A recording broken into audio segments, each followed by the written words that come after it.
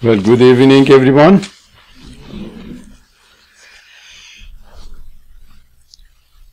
The topic that I have in mind to talk about tonight is a rather unusual topic: institutional development.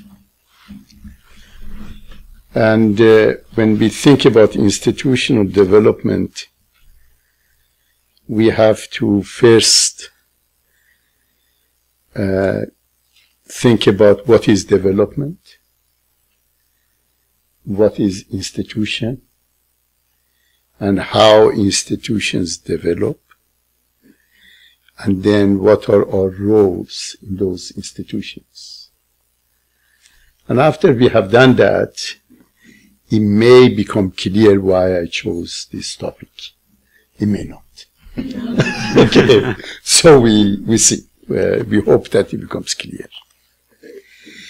And in order to understand development, we have to go back to some of the main teachings of the Baha'i faith. Because the Baha'i faith looks at human beings and at life and at religion and at science in a unique manner. And I focus on the whole aspect of how the Baha'i faith looks at life in general. Everything that is alive in this world is subject to the law of development.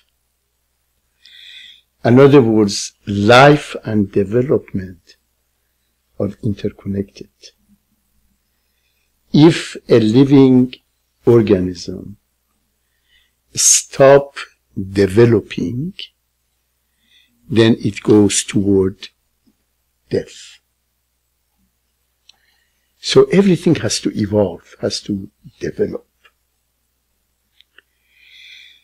And at the level of human being, development takes place at least at 3 levels. One is a biological development, physical development. One is the psychological development. Well, actually 4. The other one is social development. And finally, it is moral, ethical, spiritual development. So all of these take place at the level of human being. And therefore, we at any given time have to focus on our physical development, make sure that we are healthy and moderate in our way of life. Thank God that physically we don't develop constantly. It would be really upsetting if we did that. But at the level of physical level, development refers to staying healthy. But when it comes to the psychological development, something totally different takes place. In the psychological sense, and also social sense, and also moral, ethical, spiritual sense, development takes place on the axis of consciousness.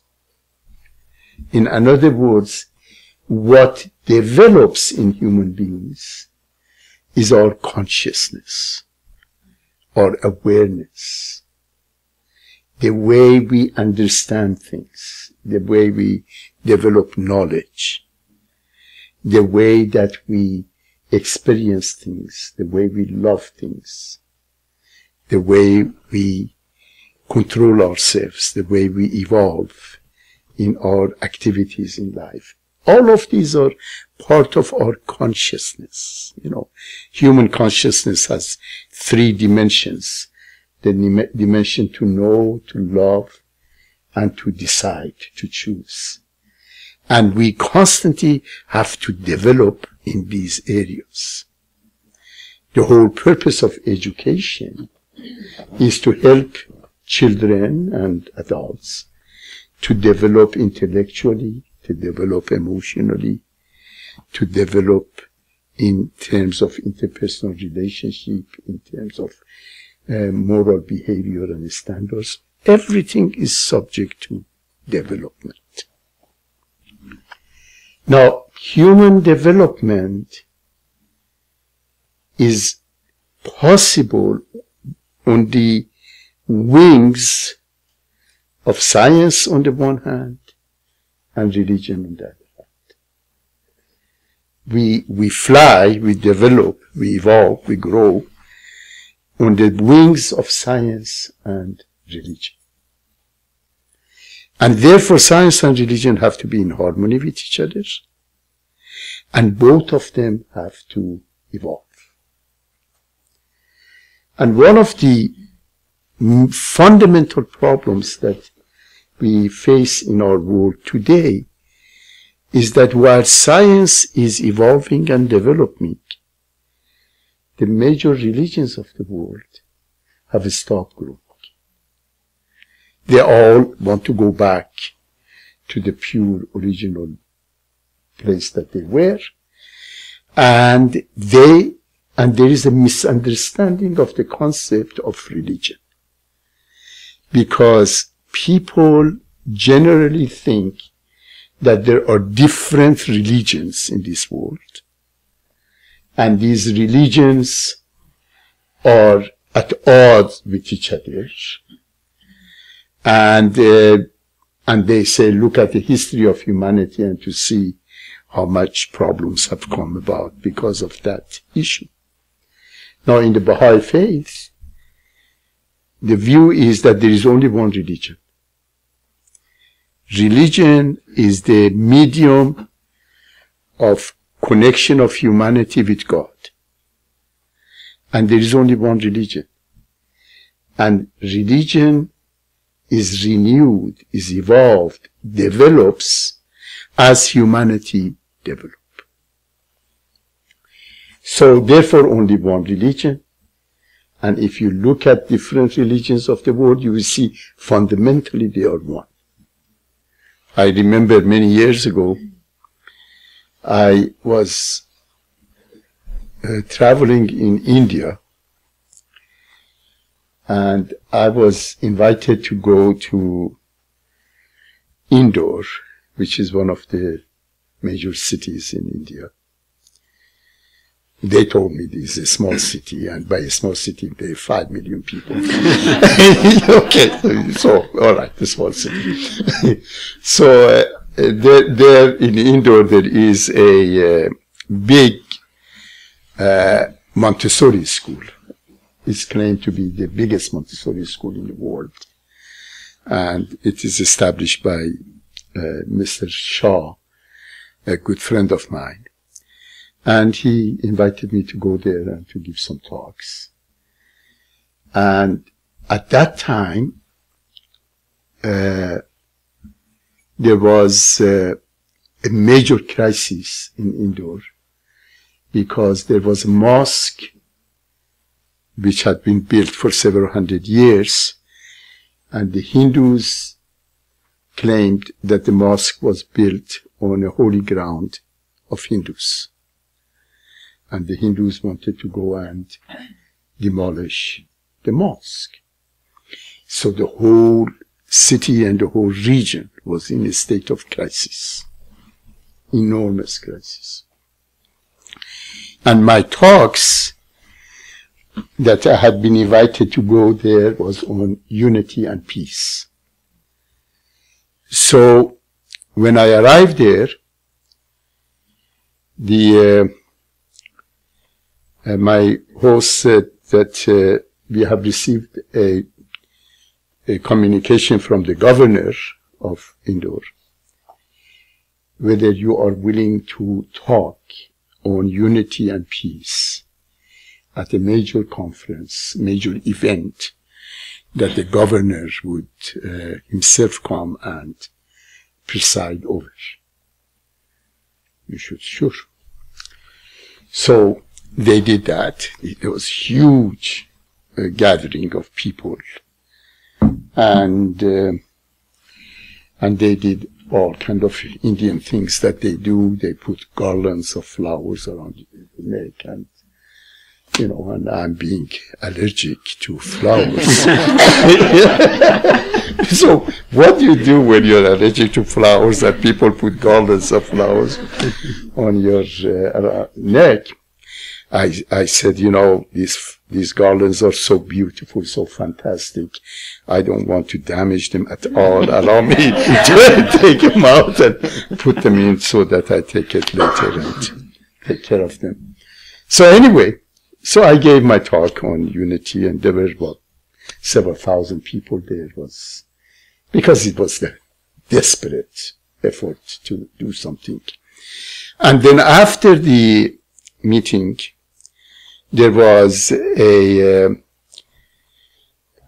gathering of journalists who wanted to talk with me about issue of how to create unity and peace amongst different religions. So we were in a room a little bit bigger than this, and we all were sitting tables in front of us, and in front of everybody was a glass of water or something, because it was extremely hot. It was absolutely hot. And there were about 50 journalists there, and they started questioning, and the first journalist that would question was the All India radio and television, and which is the most important,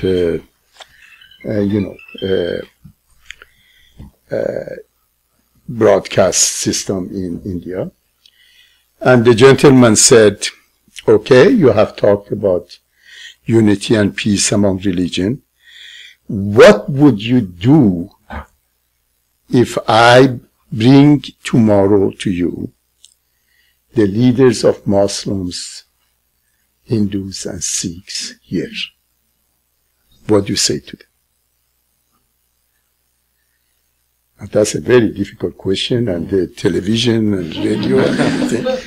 So I always have learned that when people ask you a question that is difficult and you don't know the answer, you have to find some time, to reflect and to think and to not make fool of yourself. So I had the glass in front of me, and so I took it and slowly thinking, okay, I need help. As I was doing that, and I looked, I saw that everybody had a glass in front of them, but the glasses were different. Some glasses were fat, and some were,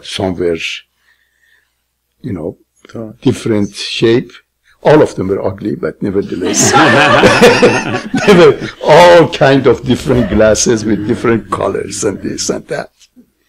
And an idea came to my mind, and I said, think of religion as a glass, simple glass, which is filled with the water of life. Which is filled with the water of life.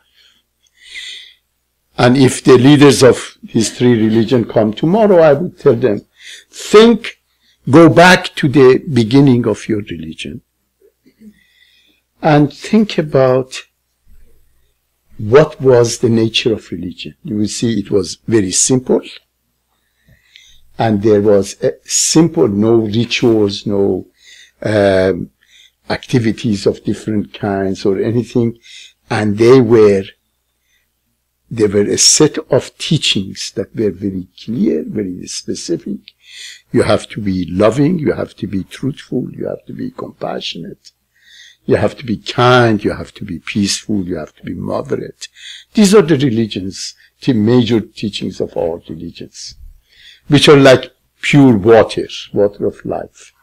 So at the beginning, a religion is a glass, simple glass, filled with the water of life. How about human beings? Being human beings, they start adding things to the glass. They are doing things with the glass. So first of all, they focus on the shape of the glass.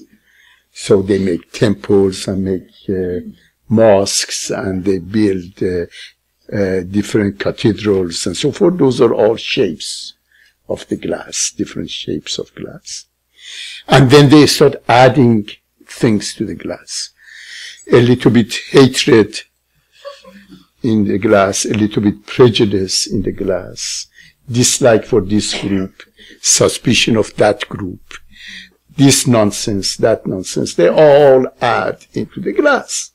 So as these things are heavy, they all go down. And as they go down, the water of life that is in the glass comes and over.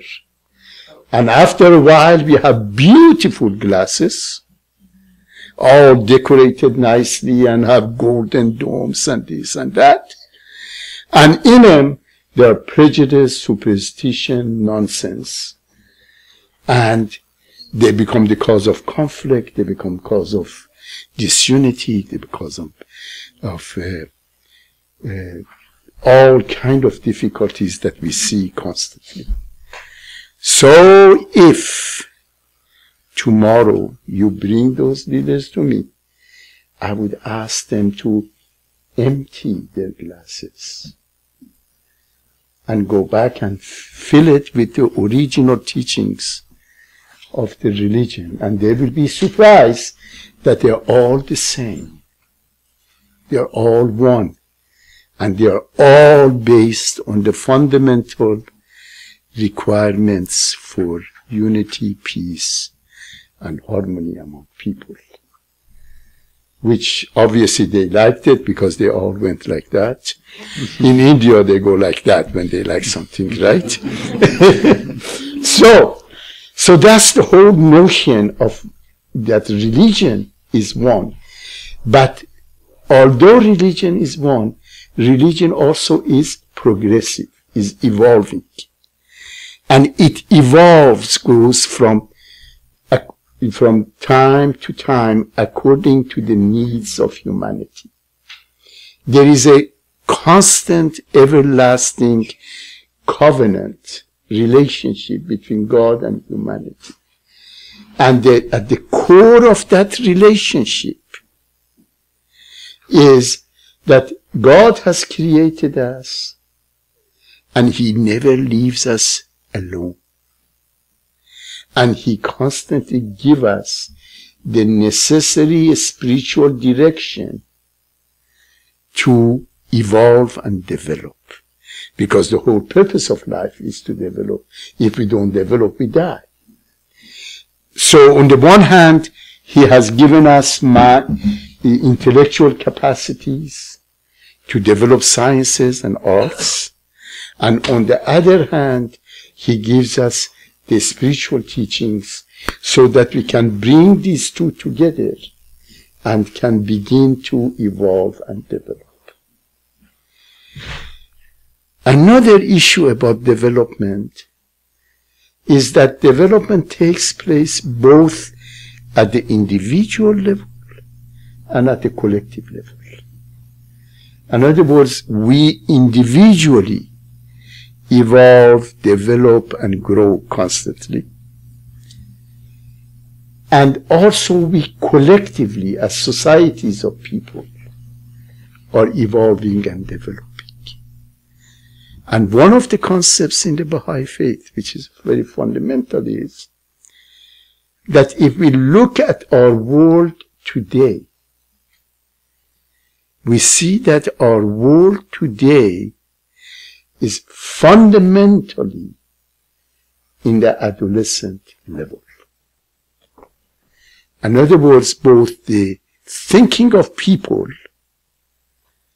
and emotional level of maturity of people generally, this audience excluded, and development of human society, all of them are at the level of adolescence. What does it mean? What are the characteristics of adolescence? Well, the first characteristic is the whole notion of preoccupation with ourselves. Self-preoccupation. We constantly are thinking about ourselves. And not only how do we feel and how we are doing and this and that, but also how we are doing in comparison with the other people. We constantly compare ourselves with other people. Constantly are preoccupied who is ahead, who is in better off, who is getting better share in this life. So there is a competition taking place in human relationships. And when competition is the hallmark of human relationships, you have conflict. Conflict is the outcome of excessive competition. And therefore we suddenly see that our world is in a condition and a situation in which peoples and societies and nations are constantly trying to establish their unique identity, saying, we are better, we are greater, we are Canadians, we are Americans, we are this, we are that. And we, in this quest for establishing our identity, competition in that process, conflict that comes of that, they are the nature of everything that we see in our society right now. Politically, economically, socially, individually, we see it. And individualism is the main characteristic of adolescent age. Adolescent age is age of individualism. And now the Arab Spring and uprising that are taking place in different parts of the world, and what is happening in the United States for the election of their president, and all of those things are the most dramatic examples of adolescent mindset. Okay, so this is the condition of the world. We are now in one of the most crucial stages in human history, namely transition from collective childhood and adolescence to beginning of maturation. We have one foot in this world and one foot in the other world. And we just go back and forth. So some of the things that we do are universal, or encompassing the whole issue of global warming, the whole issue of, looking after the, let's say, World Health Organization, or refugees, or human rights. Those are all signs of maturing of humanity. And then you have all the competitions that are taking place in the world, or the signs of adolescent and still child humanity. And this is the condition of our world. Now, societies are made up of institutions.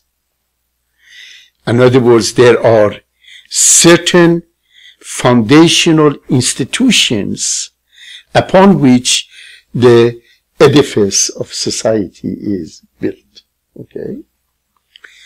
So institutions also develop the way that individuals and societies develop. And if we don't pay attention to the institutions, then we wouldn't be able to help either the individual or the society to evolve and develop. If we want to collectively enter our age of maturity, come of age, we have to focus on the development of institutions. And one of the fundamental teachings of the Baha'i faith, therefore, is that the Baha'i teachings not only focus on individual development, but also in institutional development. And for example, in the Baha'i faith, there is no clergy, right? There is no clergy. Priests have done a lot of good, but enormous amount of bad for humanity, okay? And priesthood has been the sign of, at one level, the sign of authoritarian control of masses. For example, practically in all religions throughout history, except for recent times, the priests have been men, and men have been controlling women throughout history. And it has been authoritarian at individual levels, and then it has been adolescent and competitive in between different religions. Okay, so Baha'u'llah, in the Baha'u'llah said no more priesthood. So in place of priesthood, what Baha'i faith has? It has institutions, elected institutions, such as spiritual assemblies.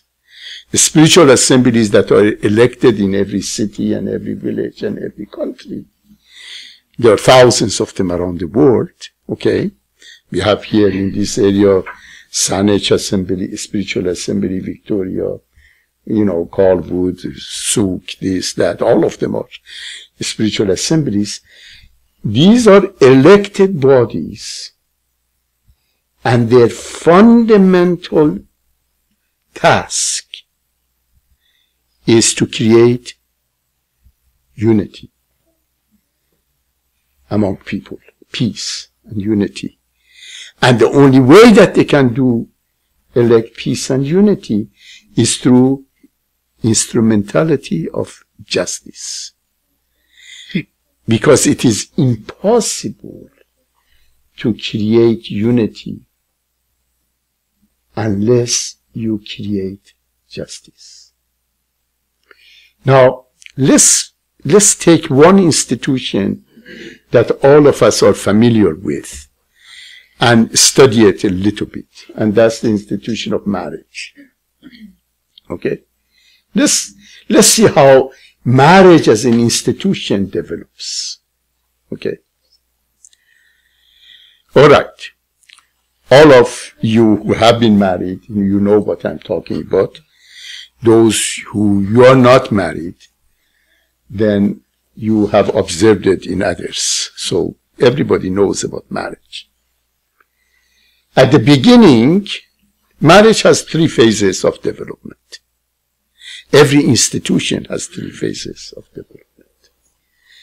The first phase of development of marriage, we call it as the primal unity or union. Marriage is union of 2 people together. Marriage is not 2 persons coming and having contract. The marriage is 2 people coming and together creating a 3rd entity, which is the marriage. Husband, wife, marriage. Okay. These are 3 entities. And at the beginning, people get together because they fall in love. How do you fall in love? Because you see the other person and you see certain qualities in the other person. And qualities that you think will make you more complete. qualities that you're yearning for. Because we all feel incomplete in life. And falling in love is the process of finding an object of love that makes you more complete. Okay? So we fall in love because somehow that other person satisfies our unmet needs. Unmet needs. We all have a lot of needs that are not met. And this person looks as though he or she is going to meet our needs. Emotional needs, intellectual needs, need for security, needs for approval, for all kinds of things that we have. In many societies, economic needs and so forth. So, at the beginning, when we fall in love, we really don't know the other person. So we fall in love blindly. That's the reason that it's called blind love. Okay. And we lose our capacity to judge. In the state of falling in love, in a psychological terms, we regress. We go back to childhood. That's the reason that people who fall in love, they talk in baby language. You know, they talk baby talk, okay? Suddenly they give each other's baby names. They talk baby talks. They have their own little rituals. They write little poetry to each other, you know, because they have regressed. The falling in love process is a process of coming together. And when you connect with another person, it means that you let go of a part of your ego. And in doing so, you regress. Okay?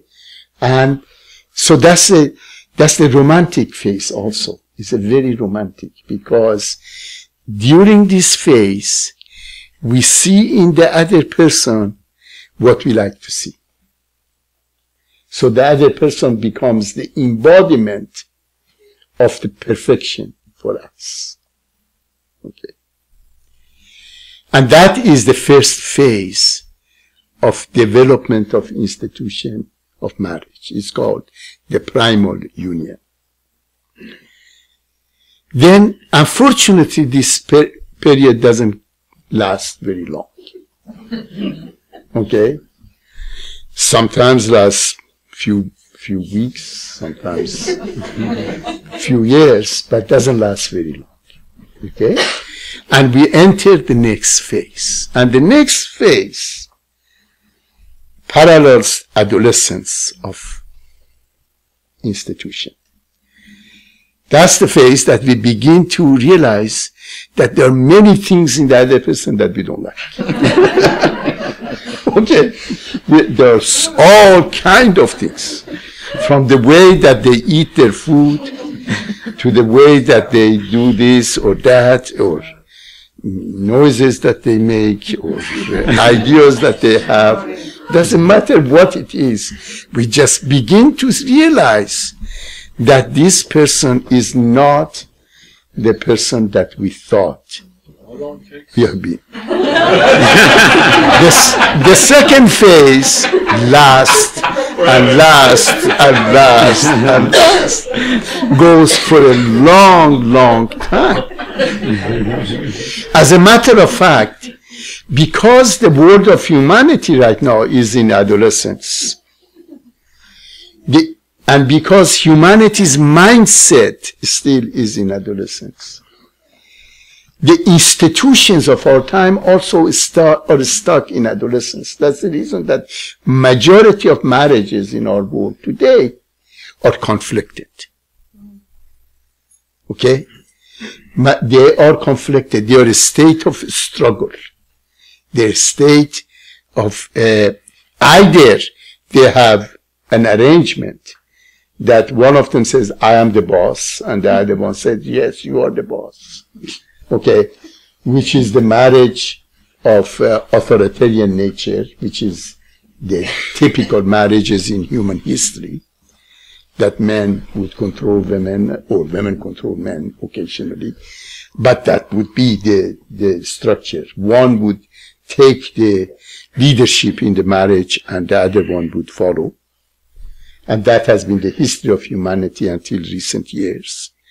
And now, majority of marriages, they go into the second phase and get stuck there. And also majority of marriages that break down, they break down in the second phase. Because people think that because they have these difficulties and because they have this eruption of emotions and anger and fight and all of those things that happens in second phase, they think that they have fallen out of love.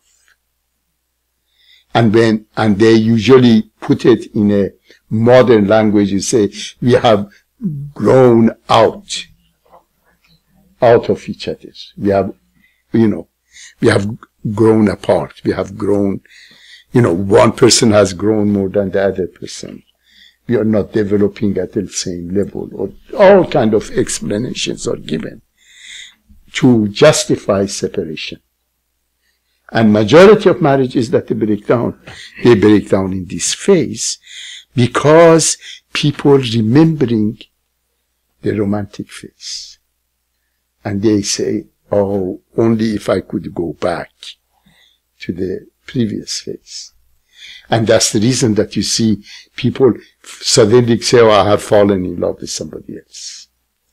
And what it happens is that they find somebody who is willing to start the romantic phase with them again. So they go back.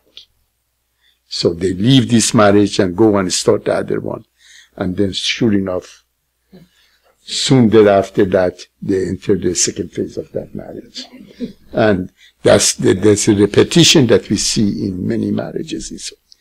So what happens is that an institution like marriage goes from the phase of primal unity, which is a phase of unclear relationships, to the phase of differentiation, second phase, which is the phase of extreme levels of emotional, intellectual interactions and battle of wills. And if they are able to move to the next phase, then they begin to enter the phase of what I call enlightened unity. Enlightened unity is different from primal unity. In the primal unity, you love the other person because you have projected your ideas on the other person. It doesn't mean that you love that person. You love the idea of that person that you have projected on that person. On the second phase, you are trying to discover the other person. And that's the reason that you discover a lot of things about yourself that you don't like, and a lot of things about the other person that you don't like. And of course, the things that you like, but the tension comes about things that you don't like. The third phase, enlightened phase, is when we finally reach to the capacity that we like the other person, we love the other person for who they are, rather than for whom we want them to be. Many people when they go for marriage counseling say, tell him or tell her that he should be different, okay? They should change. They should adapt them to my way of thinking, okay? We try to change the other person according to our view. While in the third phase of marriage, in third phase of development of institution of marriage, the couple are able to love each other for who they are. And that requires also maturation of ourselves so that we can love each other, ourselves for who we are. Because most of us, when we look at ourselves, we have difficulties fully to accept ourselves. And this becomes problematic, of course. So these three stages of development, primal union, differentiation, enlightened union, takes place not only in marriages, but also takes place in all institutions of society. Okay? Every institution of society, workplaces, everywhere, go through that. And if you look at it, you will see majority of, let's say, places of work are in the second phase. A lot of competition, a lot of backstabbing, a lots of backbiting, a lots of doing all kind of nasty things to other people and saying all kind of nasty, because the institutions are functioning at the adolescent level.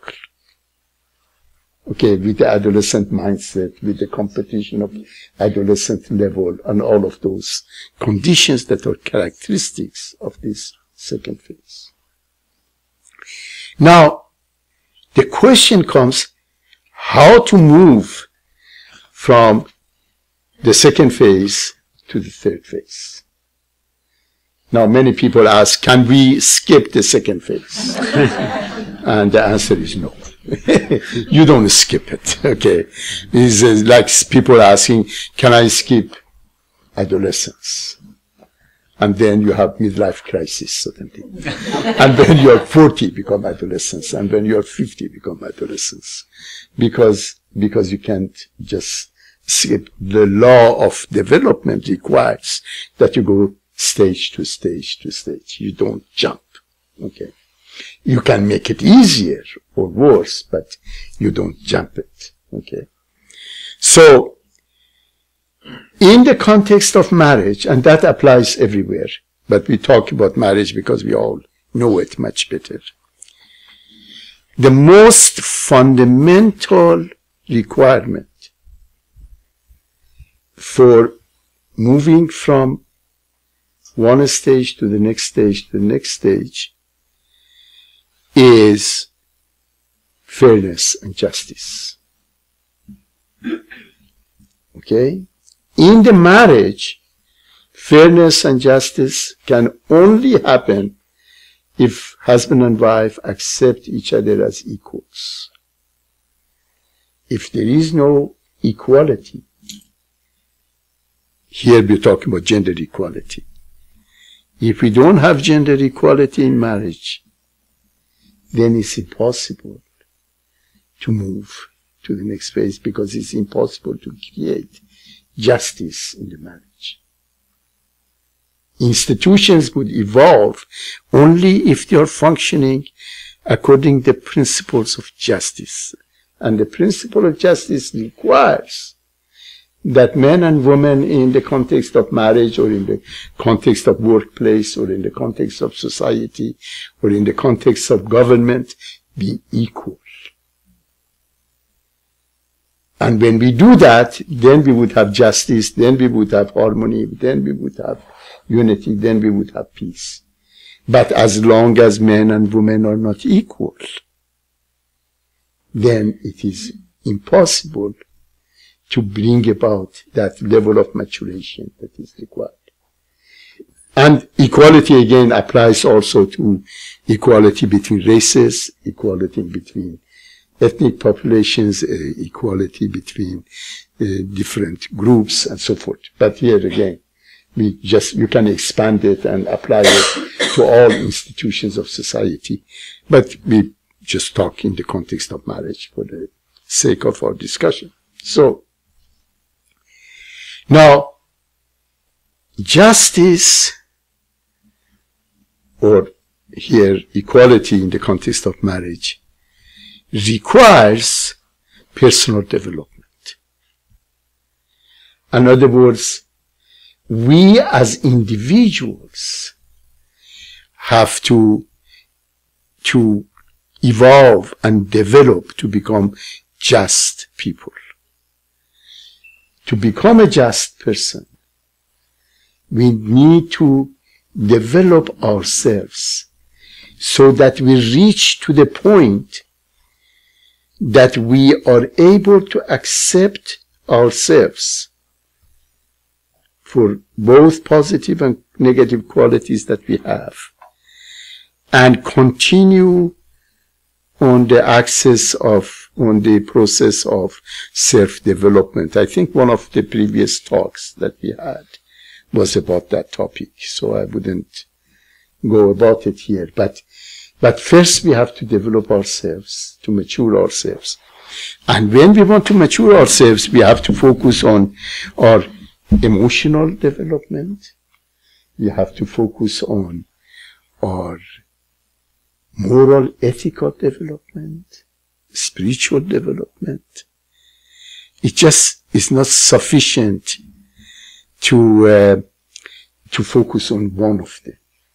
If we focus at one of them without focus on others, then many problems would come. For example, if a person focuses only on moral development but not on emotional development, then that person becomes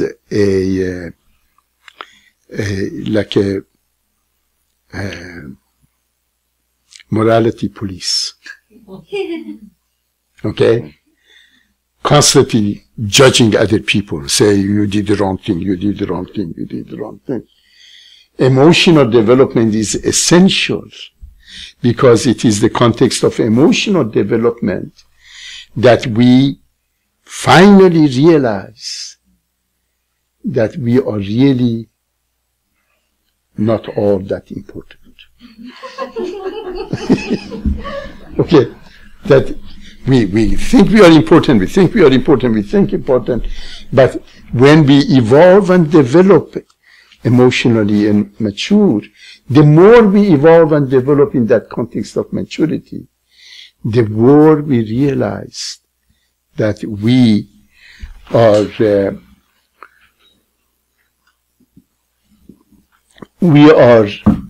really individuals in the process of growth, and we are not perfect, and nobody is perfect, but we are on the route, on the quest of perfection, making ourselves better, and that brings a degree of humility to us. It brings a degree of self-awareness to us. It brings a self-knowledge to us. That's very fundamental, you know. Like there is a very famous philosopher, Avicenna, who was a poet and a philosopher and a mathematician and a physician, and also a doctor of law. And at the end of his life, he wrote a poem in which he said, تا به دنجا رسید دانش من تا بدانم همی که نادانم. You agree? Mm-hmm. Yeah, I'm sure you agree. He says, now my knowledge has reached the point that I know that I do not know. Okay, and that's the process. That's the process of maturation. The process of maturation is to focus, to develop all our qualities more and more and more and more and more. And the more we do that, the more we realize that there is still to do more. And therefore we lose the qualities of being proud and prideful and trying to control ourselves and put ourselves ahead of other people. We develop humility, develop the capacity to be compassionate, to be accepting, to realize that people struggle and people try to do their best. Usually when we are not sensitive to those qualities of that people, we do not grow, we do not help the other person to grow. You see. And equality really means that we realize all of us are going to grow and none of us would reach to the ultimate of growth. You know, for example, human beings grow in, let's say, 3 areas. One, in knowledge, knowing. Can you imagine a time that you say, now I know everything? Doesn't matter how much we know, there's more to know. Can you imagine a time that you say, now I've loved enough? Okay? No more. No more is possible, no more to love. Of course, that's not the case. Okay? Can you imagine a time that you can say, I have been compassionate enough, or I have been fair enough? No.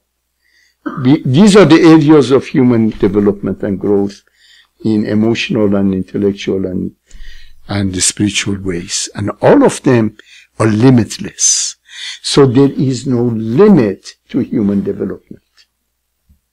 And because there is no limit to human development, the process of maturation of human individuals is constantly on the process taking place.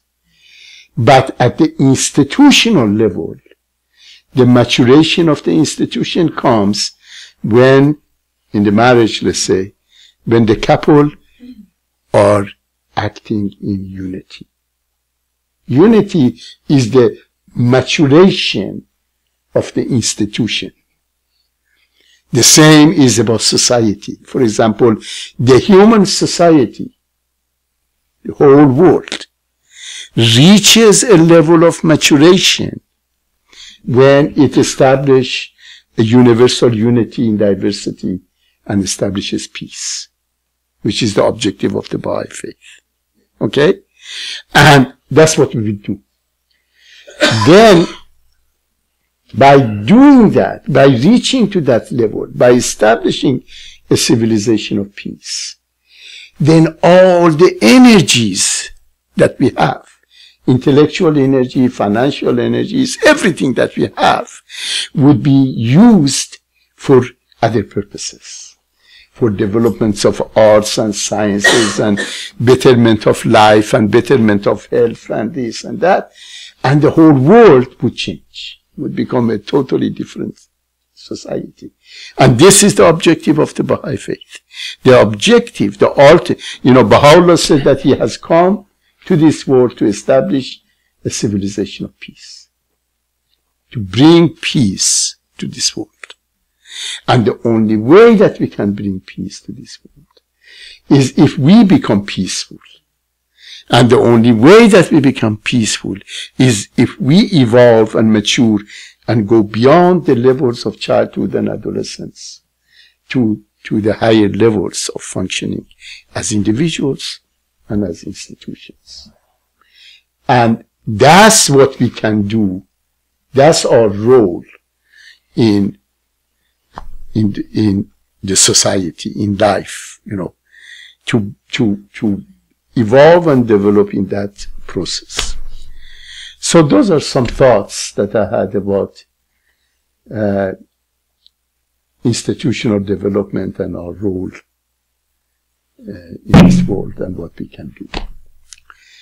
Any thoughts, any questions, comments? Yes? As you were talking, I thought that the peace that you're talking, that we are trying to achieve, wouldn't be the final act. How could I say it? We will get to some point of peace in some level, but again something else will come. Again we would have conflict, but then we have to get to another level of peace. Well, yes, at one level that's very true, because even when we establish peace on this earth, okay, let's say, assuming, we cannot assume that we are the only living beings in this universe. And there are going to be conflicts with other levels of existence. That's true. But at this level of life that we have, there are several areas of peace that we have to try to establish. Okay. One is inner peace. Peace between your thoughts, your feelings, your actions. Okay. Unity between those. The other one is interpersonal peace. And interpersonal peace is a constant process because, okay, you have peace between you and your spouse, then children come, and then you have to have peace between you and your spouse and your children, and on, and the place of work, this, that, this nation, in this race, this group, that group. So it constantly expands, yes. So, yes, that's true, but it's not the issue that a conflict is needed. The issue is that we have to be able to expand the circle of our peace, constantly expanding, evolving, developing, both the depth of our peace and the expanse of our peace, you see. So when we become peace-oriented, when we become unity-oriented, okay, our focus wouldn't be on conflict and dealing with the conflict. Our focus would be on creating ever greater degrees of unity, harmony, and peace. And by doing that, you automatically are getting rid of conflicts. You see? So the whole orientation changes. Right now in the world, our orientation is toward conflict and what we can do with the conflict. Okay? In a peaceful society, in a mature society, in a mature individual, the very focus would be moving from conflict to peace. How can I create ever greater degrees of harmony, unity, and peace? This is a very different process. Put it in a medical terms. Right now, in medicine, we are disease-oriented. Okay? We wait until we get sick, and the doctor said, thank God, somebody got sick. Excuse me.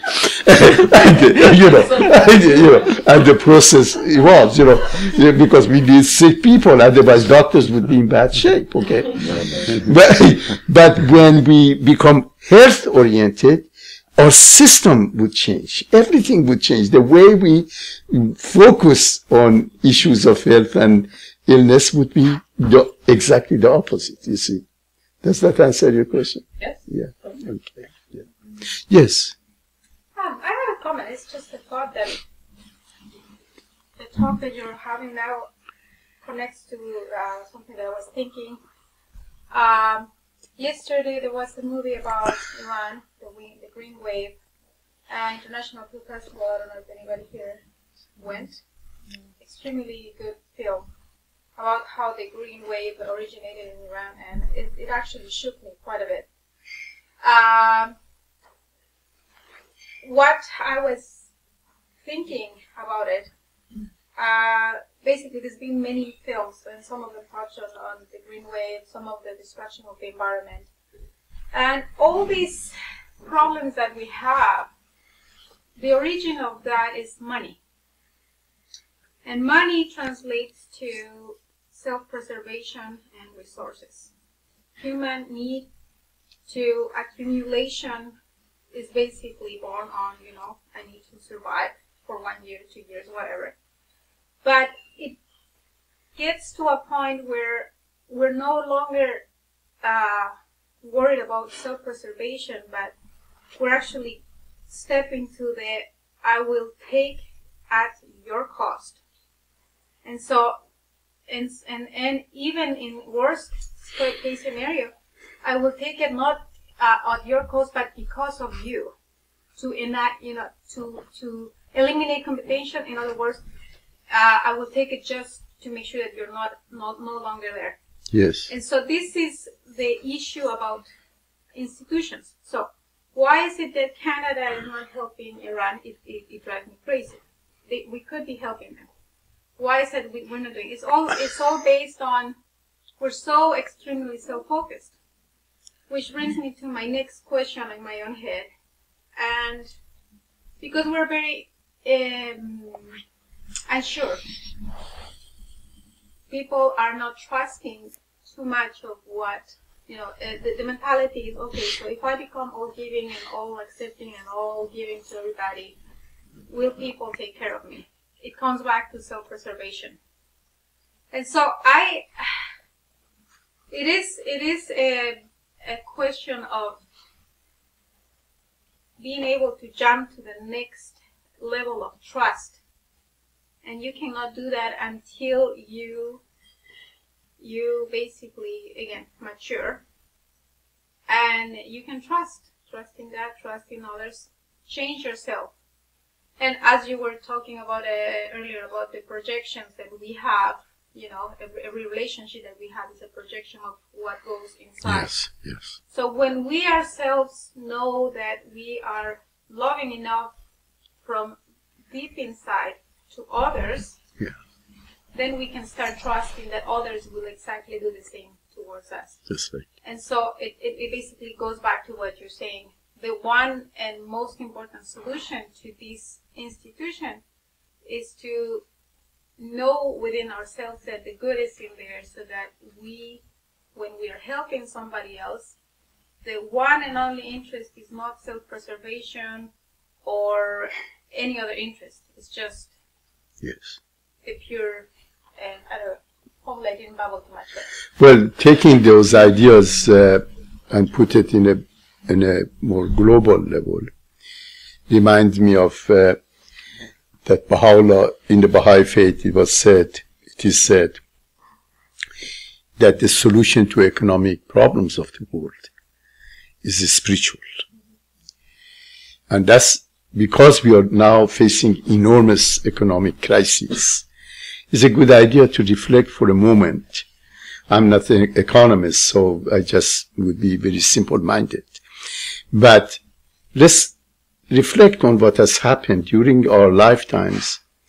We have observed two systems of economy.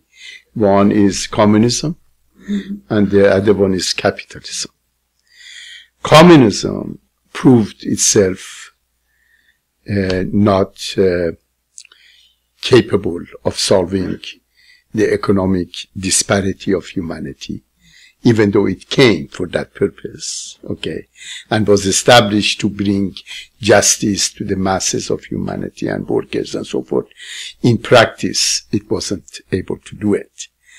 And now capitalism has come to the crisis of extremes of wealth and poverty, and establishing different methods of capitalism, none of which have worked in socialistic Europe or in the extremely Darwinian type of survival of the fittest in North America, or now what is happening to China in other countries. Whenever you go, you will see the extremes of wealth and poverty, absence of justice, absence of equality.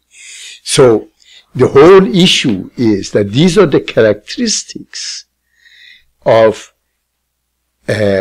authoritarian and adolescent type of mindset that has created these attitudes toward money.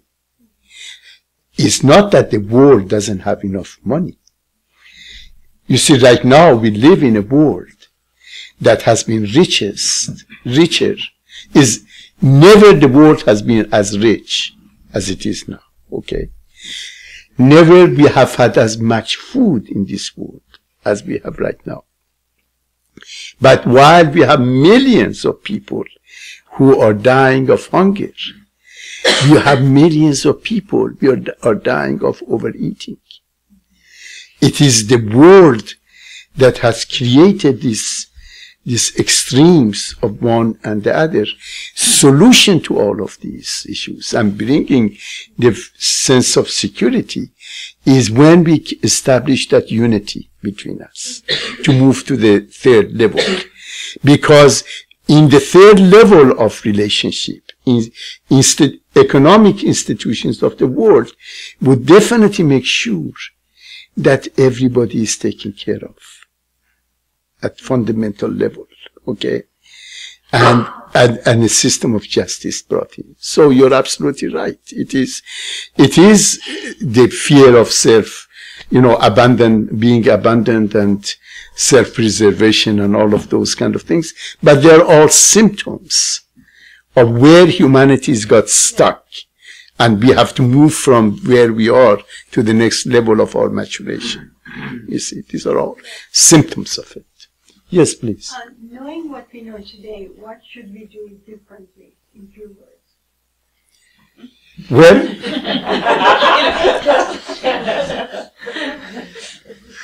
I think we should seriously look at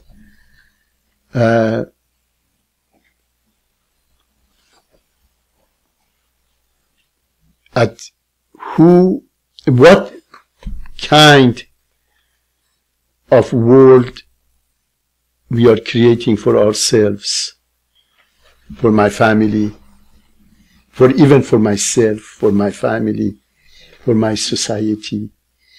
Am I universal or exclusive?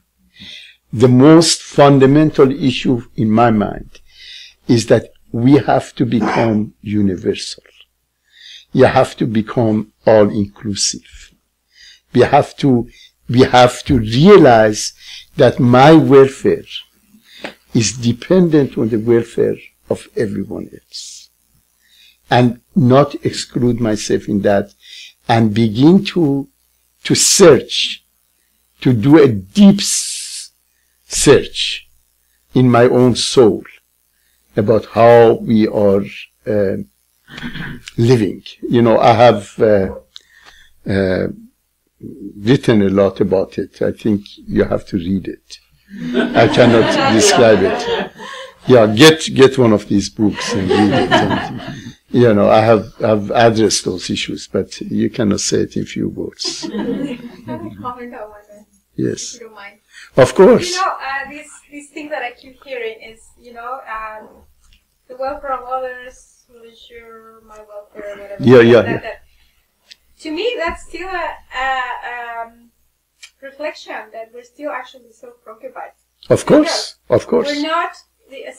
To me, the issue is that the world is the way it is because ultimately, even when we're doing the laws of religion or whatever, what we're taught to do, we're not doing it from a 100% honest place.